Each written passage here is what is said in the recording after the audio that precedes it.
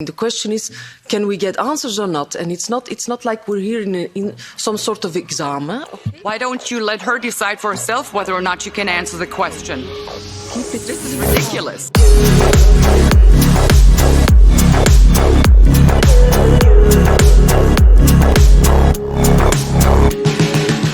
My question is there any data or breakdown into who exactly suffers from long COVID in terms of mRNA-injected people and mRNA shot-free people? If there is no data, if you do not collect that data, why don't you? Are you not interested in that? That would be very helpful if you could answer these questions. About 1 billion vaccines have been used in the EU from the beginning of the pandemic. This is a huge number, and tens of billions of doses have been given now around the world. So the authorized COVID-19 vaccines, and Emer Cooke is here. I cannot see. There she is, sitting at the back. Emer Cooke is here. I'm going to say this because we were in constant communication with her throughout this, to approve these vaccines. All the vaccines to be approved by the European Medicines Agency are safe and effective. They were evaluated with tens of thousands of participants in clinical trials. They met very stringent scientific standards of safety, efficacy and quality. About 20 million of lives have been saved, according to WHO, by the COVID-19. First, I have two requests and then two questions. So we've heard twice today that 20 million lives have been saved due to these mRNA injections. How exactly did you arrive at that number? And could you please share all the available documentation supporting this claim with this committee? And secondly, in response to a colleague of mine, you said that the EMA also conducted independent research. Can you please share the documentation of all the research that EMA has conducted with, in regards to the mRNA injections with this committee? Now, my two questions.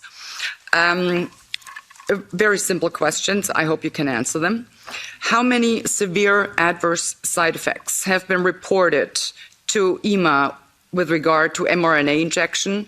Please give a total number, and as well as a ratio of cases reported per doses administered. Second question, how many deaths have been reported to EMA with regards to these mRNA injections? Also, please give a total number and also a ratio deaths per administered doses. Now, you have stressed earlier in the session twice that you took your responsibility to the people as far as the safety of these mRNA injections are concerned very, very seriously. That's what you said. So it should not be a problem for you to provide the numbers to these very basic but fundamentally important questions that I just asked you.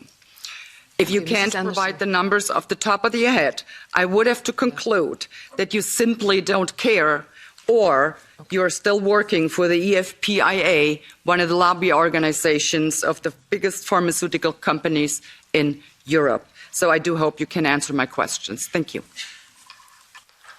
Okay. Disregard that last remark, Mrs. Anderson.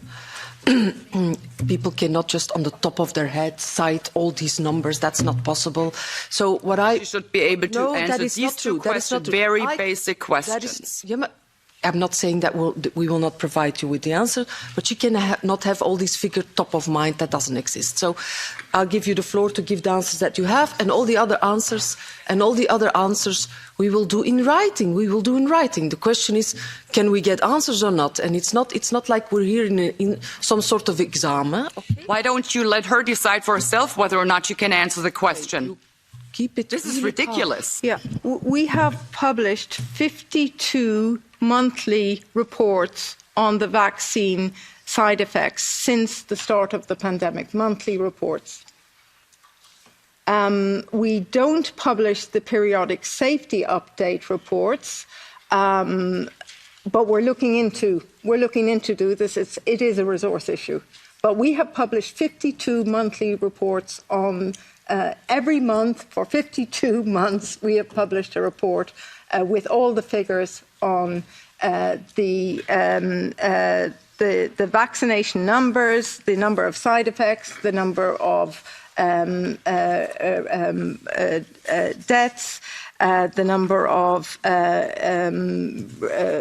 any new event that's coming up, anything that has come up, our committee on pharmacovigilance has looked into, has decided whether or not that we needed to change the label. We've had investigations on a number of different side effects that were potentially linked to the vaccines. Some of them have been shown to be, others not. The estimates of 20 million deaths. This is not a figure from us. This is a worldwide figure. I will find the studies the references that provide that information. Mrs. Cooke, thank you so much. I have to correct. It's 50 reports in 2 years, and also when the 20 million. Lives saved is from all vaccines, not just from mRNA vaccines. But I didn't say, yes, that's from all vaccines.